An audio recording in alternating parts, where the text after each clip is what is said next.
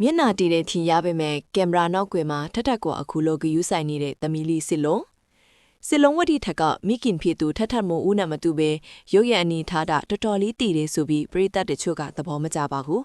အထူးသဖြင့်မိခင်နဲ့ဆက်ဆံတဲ့အခါမှာစစ်လုံးရဲ့ရုပ်ရည်ကဖြုံးရွှင်မနေပဲတည်တတ်နေတာဖြစ်ပါတယ်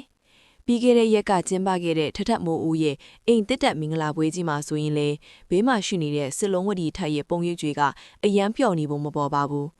မျက်နှာအနေထားတစ်မျိုးထင်နေတယ်ဆိုပြီးတချို့ကဝေဖန်ကြပေမဲ့တကယ်တော့သမီးလေးစစ်လုံးကမိခင်ကြီးကိုအယမ်းချစ်တာပါမိခင်နဲ့အနေဝေးနေရပေမဲ့ကုကိုမွေးဖွားပေးခဲ့တဲ့အမိအရင်ဖြစ်တာကြောင့်ချစ်ခင်တဲ့စိတ်တွေကတော့ရော့မသွားပါဘူးကင်မရာရှေ့မှာမျက်နှာကတီးတလို့ဖြစ်နေရတာကလည်းလူတွေအယမ်းရှုတာကိုသဘောမကျလို့ဖြစ်ပါရီ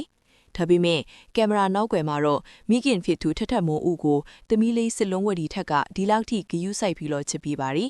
နှစ်သိမင်္ဂလာမှာထထမိုးဦးပြုလုပ်တဲ့အိမ်တက်တက်ပွဲကြီးမှာဆိုရင်လေသမီးလေးမျက်နှာတီးနေရတဲ့အကြောင်းကအစိုးကြီးထပြင်ဆင်ပြီးတော့လူတွေအများကြီးကြားထဲမှာပွဲလုပ်နေရတာကြောင့်ပါ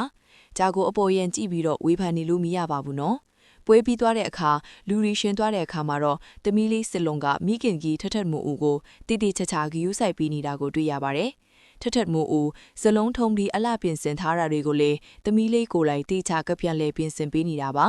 ဒီအခါမှာတော့သမီးလေးရဲ့မျက်နှာလေးကပျော်ရွှင်နေပြီးမိခင်ကြီးနဲ့ရဲရဲမော်မော်စကားတွေပြောနေတာဖြစ်ပါတယ်ကင်မရာရှေ့မှာတွေ့ရတဲ့တချို့ပုံရိပ်ဒီမှာမိခင်ကိုတိတ်ပြီးမခင်းတွေ့ဘူးလို့ထင်ရပေမဲ့တကယ်တော့သမီးလေးစစ်လုံးကထထမိုးဦးကိုအယံချစ်ပါတယ်ငယ်စဉ်ကလေးကဝေးကွာနေရတဲ့မိခင်ကြီးကိုသမီးလေးကလည်းအယံလွှမ်းနေခဲ့တာပါဒါကြောင့်ထထမိုးဦးကလည်းသမီးလေးရှိတဲ့မန္တလေးမှာပဲအိမ်ကြီးကိုစောက်လုပ်ပြီးတော့သမီးလေးနဲ့သားမီးနဲ့တူညီဖို့အတွက်ရည်ရွယ်ခဲ့တာဖြစ်ပါတယ်အခုဆိုရင်ထထမိုးဦးရဲ့ဘဝလေးကအရင်လိုမဟုတ်တော့ပဲပျော်ရွှင်အေးချမ်းနေရပါပြီ။သမီးလေးစစ်လုံးဝတီထက်ကလည်းတူမကိုနားလဲပြီးပြန်လေချစ်ခင်ပေးသလိုထထမိုးဦးရဲ့စီးပွားရေးတွေလည်းအဆင်ပြေပြီးကျန်းမာရေးတွေလည်းပြန်လေကောင်းဖို့နေပြီဖြစ်ပါတယ်။ဒါကြောင့်အရန်ပြိုနေတဲ့ထထမိုးဦးကိုရိုက်တေချာဆောက်လုပ်ထားတဲ့အိမ်ကြီးထဲမှာနေထိုင်ရင်းနဲ့အပူအပင်မရှိဖြတ်တန်းနေရပါပြီ။သားမီးနှယောက်ကိုအခုလိုအဆင်ပြေပြေပျော်ပျော်ရွှင်ရွှင်တွေးမိရတာကပရိသတ်တွေကိုလည်းစိတ်ချမ်းသာစေပါတယ်။ထထမိုးဦးဆိုတာကအယံကိုချစ်မေးပါပြီးလူကြီးလူငယ်ပရိသတ်များစွာရဲ့အချစ်ကိုခံရတဲ့မင်းသမီးကြီးချစ်လို့သူမပျော်ရွှင်နေတာကိုပဲပရိသတ်တွေကညင်ကျင်ကြပါတာပါ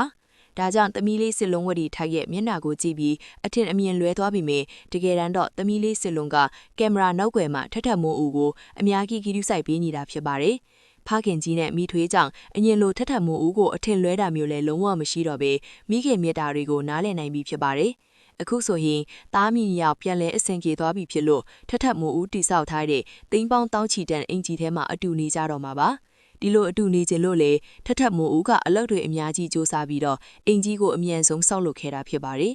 ဒီအင်ဂျီကိုတူမရဲ့သမီးလေးစစ်လုံးဝတီထက်ရဲ့နဘေနဲ့ပဲအမွေတွေလွှဲပေးသွားအောင်ပါ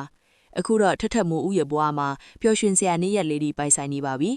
ကြောညာမင်းသမီးကြီးထထမိုးဦးအခုလိုပျော်ရွှင်နေတာကိုကြည့်ပြီးချစ်တဲ့ပရိသတ်ကြီးတို့ကတော့ထပ်တူဝမ်းသာကြရဲ့လားရှင်